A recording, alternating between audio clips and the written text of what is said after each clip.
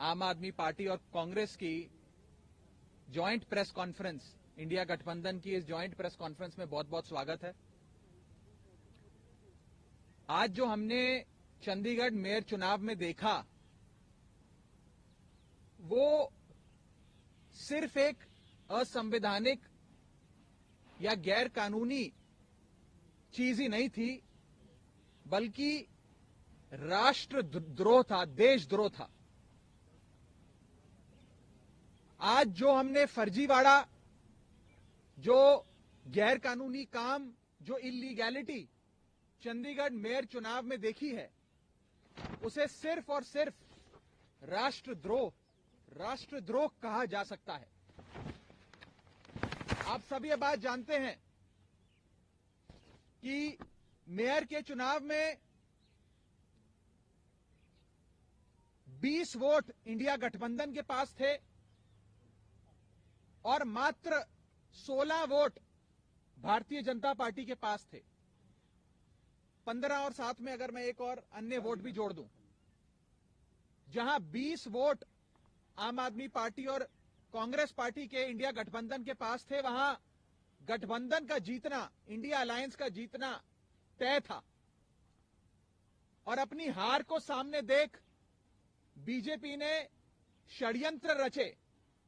सबसे पहले 18 जनवरी को होने वाले चुनाव में प्रिसाइडिंग अफसर, जो चुनाव कराता है अफसर, उसे बीमार करके अस्पताल में भर्ती करा दिया ताकि उस दिन चुनाव ना हो। फिर चुनाव की जब नई तारीख आई, जो हाईकोर्ट ने निर्धारित करी, उस बीच ऑपरेशन लोटस करके आम आदमी पार्टी की और कांग्रेस के पार्षदों को खरीदने की कोशिश करी गई। जब बीजेपी का ऑपरेशन लोटस भी फेल हो गया, तो बीजेपी ने आज आप सबकी आंखों के सामने और आप सबके कैमरों में कैद जो फर्जीवाड़ा किया है, पहले मैं सिलसिलेवार तरीके से आपको बताना चाहता हूं। बीजेपी ने अपने ही पार्टी के माइनॉरिटी विंग के ऑफिस बियरर को प्रिसाइडिंग अफसर बनाया। यानी कि जो शख्स घोषित भाजपा का सदस्य है, उनका ऑफिस बियरर है, पदाधिकारी है, उस माइनॉरिटी विंग के सेक्रेटरी को प्रिसाइडिंग अफसर बनाकर उसकी देखरेख में चुनाव कराने की घोषणा करी। चुनाव में जब वोटिंग समाप्त हुई और काउंटिंग की बारी आई, तो इस भाजपा के ऑफिस बियरर प्रिसाइडिंग अफसर ने किसी भी पार्टी के इलेक्शन एजेंट को आगे नहीं आने दिया। आप सब जानते हैं, आप सब चंडीगढ़ मेयर चुनाव देखते आए हैं, जब भी वोटों की गिनती होती है तो इलेक्शन एजेंट, तमाम पार्टियों के इलेक्शन एजेंट अपनी आंखों के सामने काउंटिंग टेबल पे खड़े होकर काउंटिंग करवाते हैं। लेकिन पहली बार इतिहास में देखा गया कि इलेक्शन एजेंट्स को दूर कर दिया गया, उन्हें टेबल के नजदीक नहीं आने दिया गया। और उसके बाद जो हुआ, आपने देखा कि कैसे भाजपा के इस पदाधिकारी ने, जो प्रिसाइडिंग अफसर था आज के चुनाव का, उसने अपने पेन से बैलेट पेपर पर इंक लगा लगाकर उस सारे बैलेट पेपर को इनवैलिड किया और फिर चुनावों की गिनती में, वोटिंग में, वोट काउंटिंग में उस एक एक बैलेट पेपर को इलीगल घोषित किया। पहली बार चंडीगढ़ मेयर चुनाव में कुल 36 वोटों में से 8 वोट इनवैलिड घोषित कर दिए गए। इतिहास में आज तक नहीं हुआ। आम आदमी पार्टी और कांग्रेस के गठबंधन को 20 वोट पड़ने थे, हमें 12 वोट पड़े और हमारे 8 वोट इनवैलिड घोषित कर दिए गए। और भाजपा का एक भी वोट इनवैलिड नहीं घोषित किया गया।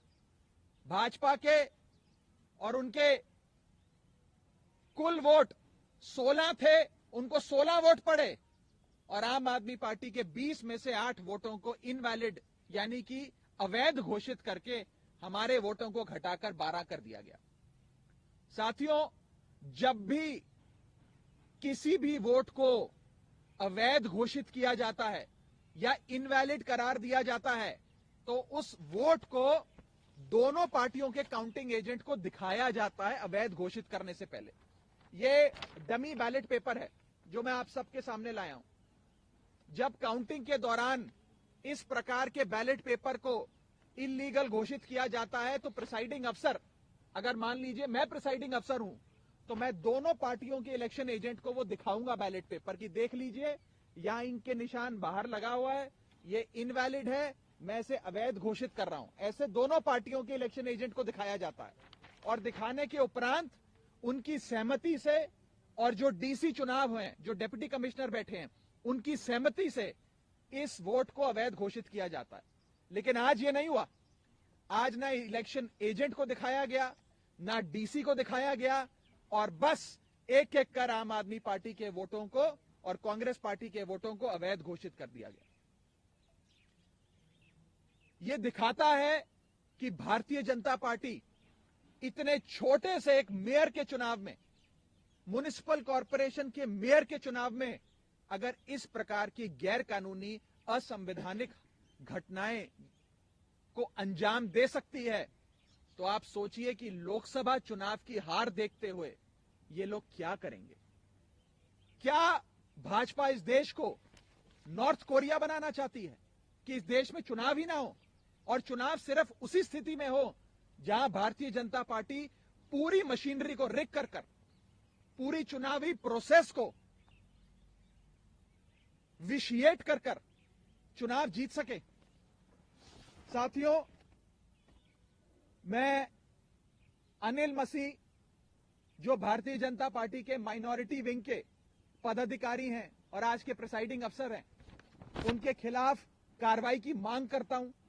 आपराधिक मामला दर्ज होना चाहिए और उनकी गिरफ्तारी होनी चाहिए। ऐसे लोग और ऐसी पार्टियां जो हमारे देश की लोकतंत्र की सरेआम हत्या कर रहे हैं, उन लोगों को बाहर रहने की कोई आवश्यकता नहीं है। उन लोगों की सही जगह जेल है, उन लोगों को जेल होनी चाहिए। और मैं एक और आपको फैक्ट बताना चाहता हूं। जब भी काउंटिंग के दौरान कोई भी इलेक्शन एजेंट पार्टी का ऑब्जेक्शन रेस करता है, तो उस ऑब्जेक्शन को डिप्टी कमिश्नर और वहां पर बैठे जो इलेक्शन ऑफिसर्स होते हैं उनसे सलाह मशवरा करके उसका हल किया जाता है। आज पूरे सदन में हंगामा चल रहा था, लोग आपत्ति दर्ज कर रहे थे, प्रिसाइडिंग अफसर के कंडक्ट पे सवाल खड़े कर रहे थे, लेकिन प्रिसाइडिंग अफसर इलेक्शन कराते रहे, काउंटिंग करते रहे, और जैसे ही बीजेपी के कैंडिडेट को उन्होंने घोषित किया बतौर विजेता, उसके बाद जितने भी बैलेट पेपर थे काउंटिंग के, उन्हें जल्द से जल्द हटाकर एक कमरे में लॉक कर दिया गया। न जाने उन बैलेट पेपर्स के साथ इन लोगों ने आगे क्या किया होगा। बैलेट पेपर तक किसी पार्टी के किसी प्रत्याशी को, किसी काउंसलर को नहीं दिखाया गया। बैलेट पेपर तक गायब कर दिया गया है। यह आज सरेआम देश का एक महत्वपूर्ण शहर चंडीगढ़ में आप सबकी आंखों के सामने घटा है।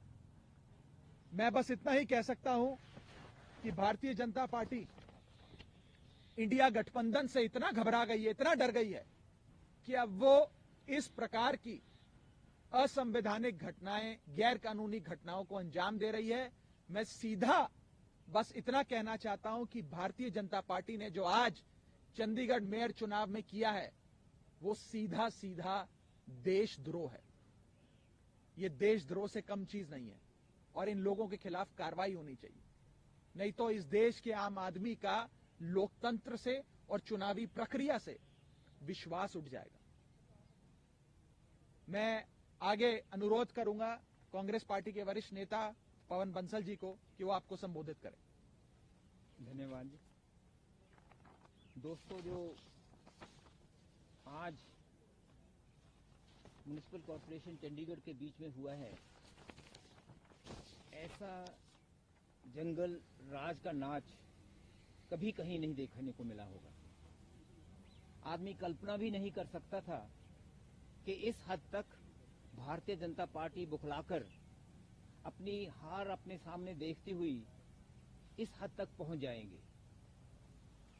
बिल्कुल स्पष्ट तौर पे पहले दिन से जब 10 तारीख को इलेक्शन डिक्लेयर हुए थे, वो जानते थे कि उनके पास 15 हैं, 14 उनके अपने काउंसलर, एक एमपी, और अगर एक अकाली दल उनके साथ वोट डालें तो एक वो, और इधर कांग्रेस और भारत और आम आदमी पार्टी के पास 7 और 13 मिला के 20 कैंडिडेट बनते थे। आपस में हमारा फैसला हुआ था कि जैसे पहले by default Bharatiya Janata party को जीतने दिया, हम लोगों ने गैर हाजिर रहकर इस बार ऐसा नहीं करेंगे, क्योंकि इससे पहले जैसे आप जानते हैं दिल्ली में पार्टीज का एक गठबंधन Indian national democratic inclusive alliance के नाम पर गठित हुआ था। उसमें दोनों आप और कांग्रेस उसके सदस्य हैं, उसके कंस्टिट्यूएंट्स हैं। वहां अभी बातचीत चल रही थी, इसमें इतनी बीच में ये इलेक्शन आए जिसका फैसला एकदम करना था, तो यहाँ हमें उसी माहौल को बनाने के लिए जिसमें वहां था कि एज फार एज पॉसिबल आपस में अलायंसेज होते रहेंगी, उसके लिए यहाँ हमने ये फैसला किया हम इकट्ठे मिलकर ये चुनाव लड़ेंगे। बीजेपी को हराने के लिए, बीजेपी को ही सिर्फ हराने के लिए नहीं, सही मायने में लोकतंत्र को फिर पुनर्जीवित करने के लिए, लोकतंत्र की भावनाओं को फिर आगे लाने के लिए, और जो लोकतंत्र के साथ उसका गला घोंटा जा रहा था उसको रोकते हुए, और फिर लोकतंत्र जिस हिसाब से हमारे स्वतंत्रता से संग्रामियों ने उन्होंने जैसे लड़ा था, जिस कल्पना के साथ, जिस विचार के साथ, जिस आइडिया ऑफ इंडिया, हिंदुस्तान की सोच को आगे बढ़ाने के लिए उसको ये खत्म किए जा रहे थे, समर्द कर दिया था, उसको बिल्कुल गला घोंट रहे थे उसको बचाने के लिए इकट्ठे हुए हैं। ये लोकतंत्र को बचाने के लिए ये ऐसा गठबंधन बना है। उसकी शुरुआत आप जानते हैं सब चंडीगढ़ से यहाँ होनी थी और हो रही थी। पिछले दिनों में पहले तो आप जानते हैं कि 18 तारीख को क्या हुआ। 18 तक भी लगातार ये लगे रहे हर प्रयास करने, हमारे काउंसलर्स को और आप पार्टी के काउंसलर्स को, दोनों को अलग अलग तरह से कुछ भी कोशिश हो जो सब उन्होंने की। यहाँ तक भी जरूरत की हमारे और लोगों से भी बात करने की कि वो कुछ कर पाए, और सब तरह के उन्होंने प्रलोभन दिए। लेकिन जब उन्होंने देखा कुछ नहीं हो रहा, तो 18 तारीख को जब वहां पहुंचे, मौके पे वहां जाके पता लगा कि नॉमिनेशन पेपर्स जो पोल उस दिन होना था उसको डिफर करके इनडेफिनेट अभी तारीख नहीं दी थी। क्यों? क्योंकि श्री अनिल मसीह इनके जो अपने नॉमिनेटेड काउंसलर हैं, शायद आज तक उनका नाम नहीं पहले आपने सुना होगा, 18 से पहले उनको इन्होंने नॉमिनेट किया था एज प्रिजाइडिंग ऑफिसर, उनको बीमार कर दिया क्योंकि बहुत आसान था उनको हिदायत देनी, और अस्पताल में वो चले गए। वहां दो बातों के बीच में बहुत बड़ी कॉन्ट्रडिक्शन थी। ये बातें जरूरी हैं ये बताने के लिए कि ये एक इंट्रीग, एक साजिश के तहत सब हो रहा था। उस वक्त उन्होंने तो अपनी स्टेटमेंट में प्रेस को कहा कि मैं काफी समय से मेरी बैक पेन है, लेकिन डिप्टी कमिश्नर ने कहा कि मेरे पास समय नहीं था कोई और किसी काउंसलर को नॉमिनेट करने के लिए, जो मौके पे भी एकदम हो सकता है। अगर मीटिंग में सभी सदस्य इकट्ठे भी हो जाएं, अगर वहां प्रिजाइडिंग ऑफिसर नहीं पहुंचे, उनमें से एक को भी किसी को उठा के वहां बैठा दिया जाता है कि ये प्रिजाइड ओवर करेंगे, लेकिन उन्होंने ऐसा नहीं किया। जब अपने उन्होंने एक्शन में एक कमी देखी तो लॉ एंड ऑर्डर का सिचुएशन उन्होंने खड़ा कर दिया। लोग इनके पहुंचे हुए थे 16 तारीख को दफ्तर में हल्ला करने के लिए, लेकिन उसका फायदा उठाते हुए इन्होंने इलेक्शन 6 फरवरी के लिए डिक्लेयर कर दिए। बेबस होके हम लोगों को हाई कोर्ट में जाना पड़ा, और हाई कोर्ट ने जो फटकार उनको दी आप वो सब जानते हैं, आपने सब देखा है। और उसके हाई कोर्ट के हिदायत पर ये आज हुआ कि आज इलेक्शन 30 तारीख को तय हुए। हाई कोर्ट ने ये जरूर कहा था कि जो काउंसलर्स हैं उनके साथ उनके समर्थक कोई ना आए, लेकिन हाई कोर्ट ने ये नहीं कहा था कि वहां मीडिया भी नहीं पहुंचे। इन्होंने ये पहली बार, और चीजों के साथ साथ एक पहली बार ये किया कि मीडिया को भी वहां आने नहीं दिया, मीडिया बाहर रहे। और उन्होंने, जो मैं फिर कह रहा हूं कि वो कल्पना भी नहीं हो सकती थी।